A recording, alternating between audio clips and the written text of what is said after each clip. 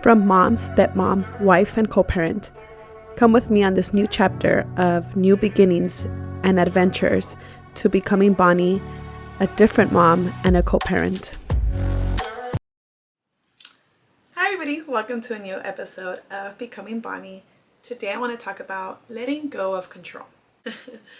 I think one of the healthiest things that I did for myself and for my co-parenting relationship with my ex-husband was letting go of things I couldn't control, or should I say shouldn't control.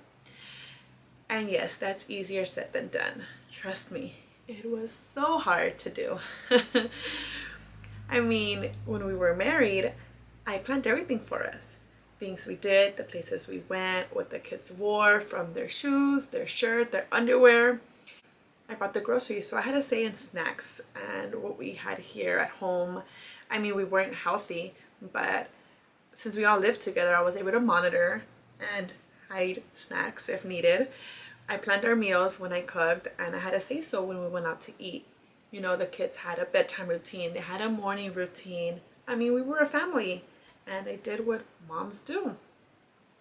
Then he moved out, and all of a sudden, my kids were away for 2 weekends a month, and they were not under my roof or my rules anymore.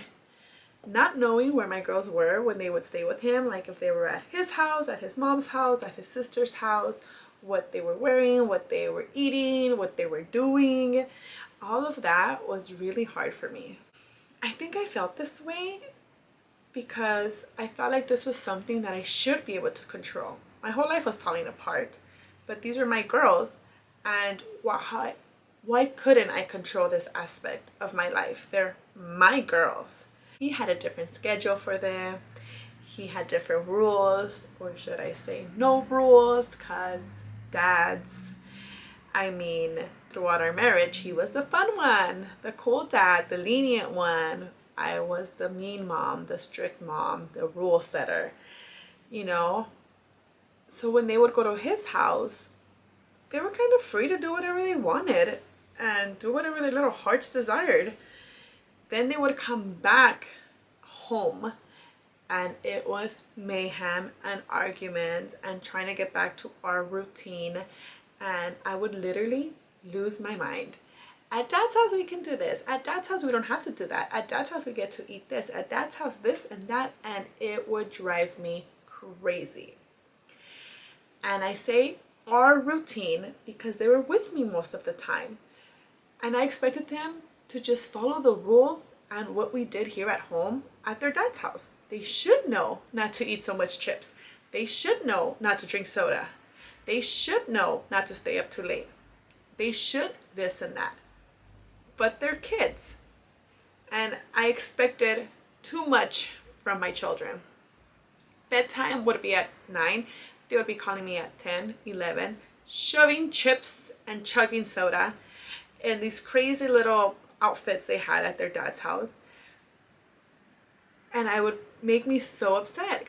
He knows they shouldn't be eating candy and chips that late. He knows not to have them drink soda because we don't drink soda at our house. We even had a conversation that he wanted the girls to stay over once during the week. I even remember telling him they're not going to stay with you during the week if you can't follow the rules we have at our house. But it wasn't our house anymore. And I had to realize that my house has certain rules and his house has certain rules. Whether he has them or not, it's his house. He was no longer my husband, and I can't control what he does at his house with our children.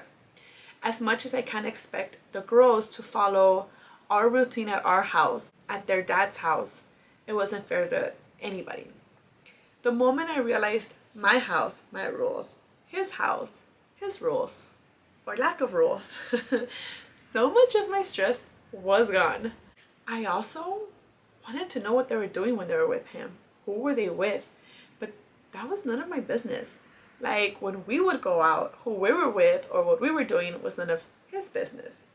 The thing is, I think I wanted to know everything because, first of all, they're my kids. I want to know what they're doing and who's around them. But because when we would go out and do stuff, I would call him and we would talk about what we did, well, I would tell him what we did, and I would send him pictures and videos to share, And I did this primarily because I was so used to calling him and telling him everything the girls and I did when we were together. And that's a hard habit to break out of. But if I'm being completely honest, I wanted to tell him so he could see that we were out having fun and he was missing out on all of it. And that even without him, we were enjoying ourselves. And I know how childish that sounds, and I don't do it anymore.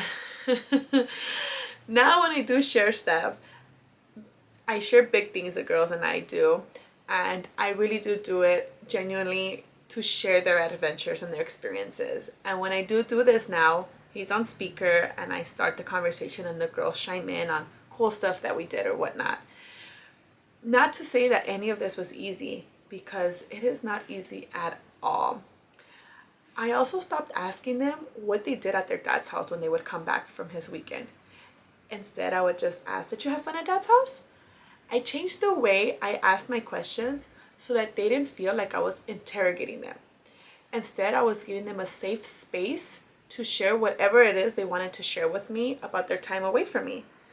And I feel like that really did help, because instead of focusing on all of the stuff that was going wrong in my eyes at their dad's house, they were able to share good, happy things that they experienced or fun things they did, at their dad's house. So then I started letting them stay one night during the week to sleep over at their dad's. That was super hard for me. I like getting my kids ready for school in the morning. I love taking them to school. It's my thing. Like, I enjoy it. And I remember him telling me, I want to be able to drop them off at school too. And I was like, yeah, no, not happening. That's my thing. And then I realized that I was being super selfish by keeping this moment of dropping them off at school to myself. And I didn't want to be a selfish parent. So I caved. And now one day during the week, he keeps them. And one morning, he takes them to school during the week. And it's kind of nice. I'm not rushing out the door earlier to drop them off at school to make sure we're not late. I'm not yelling across the house to make sure they're getting what needs to get done before we leave. And a weekday off during the week to relax, it's nice. And now when they FaceTime me, all of my triggers, the time, what they're eating, what they're wearing, their surroundings, I ignore all of it, honestly. And I just ask them, like, are you having fun? What's up? I miss you, this and that. We have a nice conversation. This was also something that I had to stop doing. I would always call them constantly when they were at their dad's house because I missed my girls. But it wasn't fair to take them away from whatever they were doing at their dad's house just to talk to me because I didn't have a life while they were gone. It's not fair. I should miss them. They're my kids, and I made a conscious decision for us not to be all together. And so I shouldn't burden my children with me missing them. I should let them enjoy being at their dad's house without a worry. Not that I don't talk to them when they're with their dad, but now they message me or they call me, and it's nice because I don't feel like I'm interrupting their day or I'm bugging them. Like, they're genuinely calling me because they miss me and they wanted to chat with me for a couple minutes. And honestly, once I let go of trying to have control of everything, a lot of my stresses went away. Not just my stresses of like what they were doing over there, but like realizing that's their dad. I had 2 children with him. I have to trust that he's taking care of my girls to the best of his abilities, which might be different to the best of my abilities. And that's okay, because I just have to trust him like he trusts me to take care of them when they're with me. And like I said, it's easy to say, just let go of what you can't control. But I know how hard it is. So maybe letting go of one thing at a time would be easier. I know the first step is always the hardest, but trust me, it will be worth it. I hope you guys enjoyed this episode. I'll see you guys next week.